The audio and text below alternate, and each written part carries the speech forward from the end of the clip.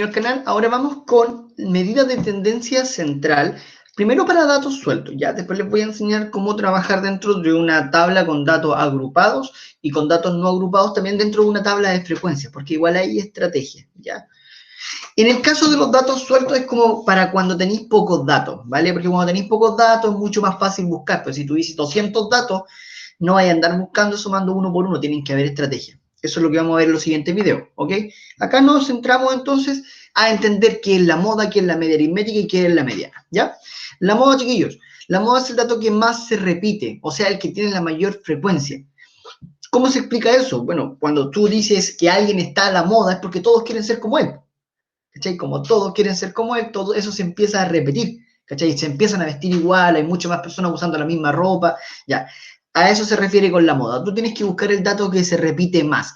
Entonces, en este ejemplo, si tú te das cuenta, el 2 se repite 4 veces. Sin embargo, por ejemplo, el 1 solo se repite 3 veces y el 2 solo se repite 2 veces. Entonces, el que se repite más veces es la moda. Por lo tanto, en este, la moda es 2. Facilito, de un problema. ¿Ok?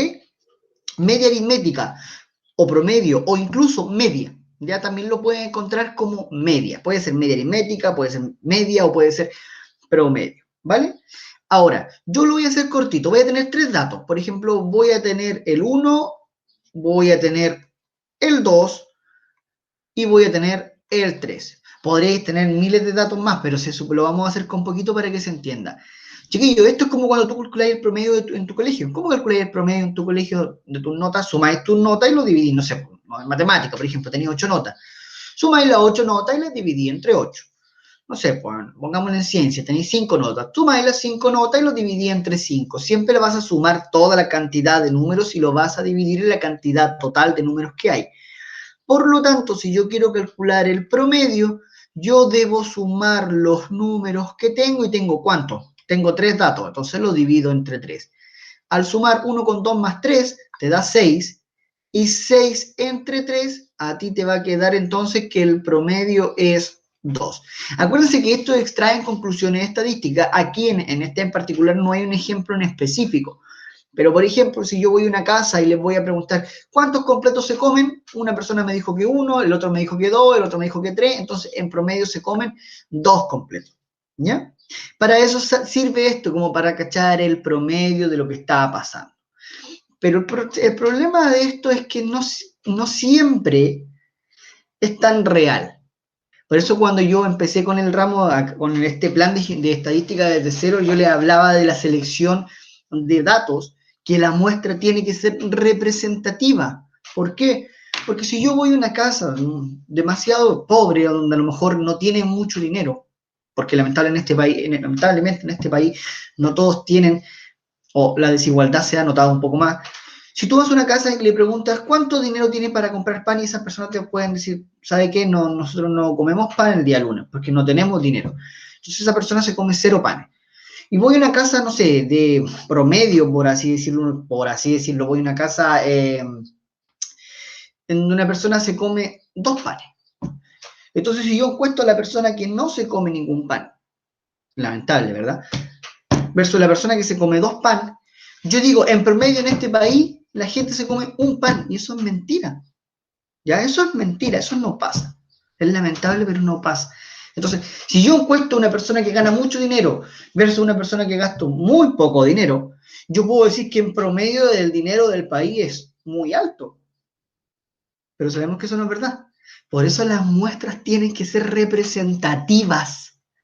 ¿Cachai o no? Porque de lo contrario, vas a obtener un promedio y tú vas a pensar, oh, ¿verdad? Hoy en este país se comen todo un pan, pero resulta que la mitad no come y la otra mitad se come 2, ¿cachai? ¿No? Entonces no representa la realidad. ¿Ya? Entonces, ahí hay que tener cuidado con eso. Toda esta selección de moda, de media aritmética, es súper bonita, pero si la muestra a la que tú vas a encuestar, dentro de la que tú vas a sacar estos datos, no es representativa, todo se va a la B porque al final lo que hiciste fue manipular los datos. Y eso no tiene mucho sentido, ¿ya? Vamos con la mediana. La mediana es la que tiene más, yo creo que es la que más da problema, pero es la más fácil, pero es la que más da problema porque hay que aprenderse cositas de memoria, ¿ya? Primero, la mediana es el dato que está al medio. Y la mediana lo que va a representar es, como está el medio, ¿qué pasa con el 50% para arriba? ¿Qué pasa con el 50% para abajo? Eso es lo que pasa. Dividamos el país en la mitad. ¿Qué pasa con el 50% de ahí para arriba? ¿Qué pasa con el 50% de ahí para abajo? Eso es lo que te busca la mediana. El tema, que en la mediana puedes encontrarte con una cantidad de datos par y con una cantidad de datos impar. Y eso ahí cambia. Porque cuando tú vas a buscar una cantidad de datos impar, vamos a poner impar, al medio solo un valor. O sea, al medio solo vas a encontrar un valor y esa es la mediana. Chao, corta.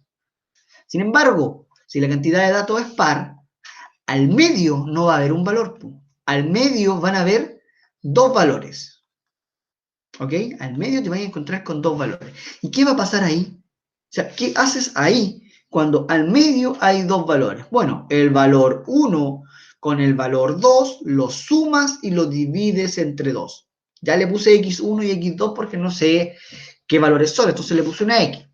Entonces veamos los ejemplos de la mediana. Vamos a un ejemplo número 1, en donde yo voy a poner el 2, el 1, el 5 y el 4 y el 3. Entonces alguien va a caer rapidito acá y me va a decir, profe, la mediana es 5 porque está al medio. No, porque aquí falta algo importante, ¿ya? Que yo siempre lo explico al final para que así no se te olvide jamás.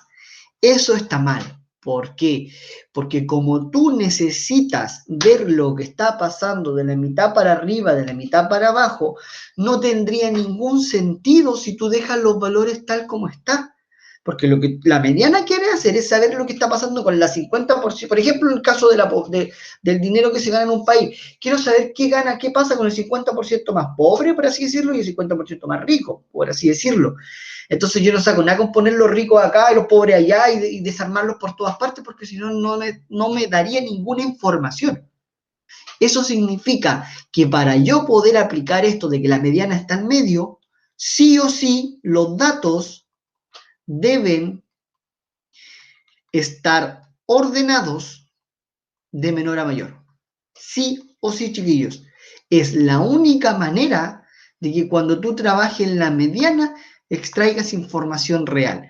Por lo tanto, primero escribo el 2, o sea, el 1, después escribo el 2, después escribo el 3, después escribo el 4 y después escribo el 5. ¿Quién está al medio? El 3. ¿Cachai? El 3 estaba al medio, porque la mediana es el dato que se encuentra al medio. ¿Ya?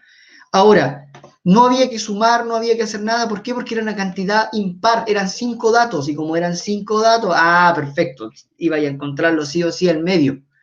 Pero ¿qué hubiese pasado, por ejemplo, si yo tuviese, lo voy a ordenar de menor a mayor al tiro, ¿ya? 0, 0, para que después ya sabemos que tenemos que ordenarlo de menor a mayor. ¿Qué pasaría si yo tengo aquí 1, 2, 3, 4, 5, 6, 7, 8, 9, 10? Perfecto, busquemos el que está al medio. El problema es cuando tenía una cantidad larga de datos y no cacháis cómo encontrar al medio, un truco súper fácil es ir cortando de la orilla. Mira, si yo corto 3 de la orilla derecha es porque voy a cortar 3 de la orilla izquierda. Después corto 1, después corto 1. Si tú cacháis acá, fíjate, si yo vuelvo a cortar 1 y vuelvo a cortar 1, me quedo sin nada. Entonces no puedo seguir cortando. ¿Cuánto encontré al medio? 2. ¿Y eso está bien? Sí, porque la cantidad de datos era par y tenía que sumar esos datos. O sea, la mediana es sumar el 2 con el 2 dividido en 2. Eso te da 4 partido en 2, 2. Por lo tanto, la mediana es 2. Cuidado acá. No puedes asumir que siempre te van a quedar el 2 y el 2 o el 3 y el 3. No, puede que te quede un 2 con un 3, por ejemplo, y que la mediana al sumarlo te dé 5 medios, 2,5. ¿Puede pasar? Por supuesto que puede pasar. Nadie te dice que no. ¿Ya? Entonces, ahí es donde tenéis que tener cuidado. No siempre la mediana te va a dar un número entero. No siempre vas a encontrar los mismos valores. Puede que incluso te dé decimal. Entonces, cuando tú te hablas con el 2,5, en realidad, ¿dónde está el 2,5? Tú puedes asumir que el 2,5 está ahí, pues mira, ahí está el 2,5. Por ejemplo, entre en medio, o sea, si aquí hubiese por ejemplo, yo pensando que aquí hubiese un 3. Yo pensando que ahí hubiese un 3, ¿ya? Entonces, si ahí hubiese un 3, te fijáis, para que yo pueda sumar 2 más 3 partido en 2, el 2,5, ¿dónde está? Ahí, ¿te caché que está de la mitad, de aquí para allá y de aquí para allá?